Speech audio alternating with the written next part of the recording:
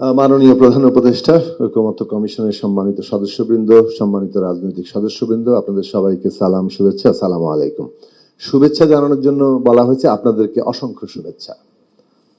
আর অনেকে অনেক কথা বলে ফেলেছেন, আমার মনে হয় না যে আর বিস্তারিত কোনো কথা বলার সুযোগ আছে। আমরা ওই বিচার সংস্কার, নির্বাচনের সুনির্দিষ্ট রোডম্যাপ দিলে একটা কাজ হতে পারে। ওয়ালটন আবারও মিলিনিয়ার অফারে ওয়ালটন ফ্রিজ কিনে আপনিও হয়ে যেতে পারেন মিলিয়নিয়ার। সেটা হচ্ছে সংস্কার প্রশ্নে যে ডিফারেন্স আছে সেটা গুরুত্ব পেতে পারে।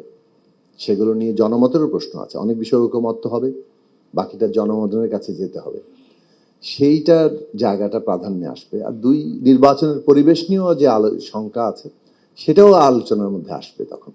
এখন ডেট নিয়ে এমন একটা বিষয় তৈরি হয়েছে যে গুরুত্বপূর্ণ বিষয়গুলো সামনে আসতে পারছে না। আর জুলাই শহীদদের রাষ্ট্রীয় মর্যাদা দেওয়ার যে প্রশ্ন, সেইটা আসলে সেটারও একটা তারিখ আপনাদের ঠিক করা দরকার। সামনেই তো একটা তো মানে এইটা দীর্ঘকাল হচ্ছে না, সেই জায়গায় আপনারা নিশ্চয়ই একটা টার্গেট দিবেন। আর একটা প্রশ্ন ছিল, সেই প্রশ্নের উত্তর কিভাবে পাবো জানি না। সেটা হচ্ছে যে 5টা কমিশনের রিপোর্ট নিয়ে আমরা মতামত দিচ্ছি, কিন্তু আরো 6টা কিংবা তদূর্ধ্ব কমিশন আছে, অনেক বিষয় কমিশন হয়নি, কিন্তু সেগুলোর রিপোর্ট কি আসলে রাজনৈতিক দলগুলো মতামত দিবে, নাকি ওইগুলো আসলে আপনারা কিভাবে বাস্তবায়নের চিন্তা করছেন সেই বিষয়ে কোনো আসলে আমরা ধারণা পাইনি। সেটাও আপনাদের থাকা দরকার। ধন্যবাদ।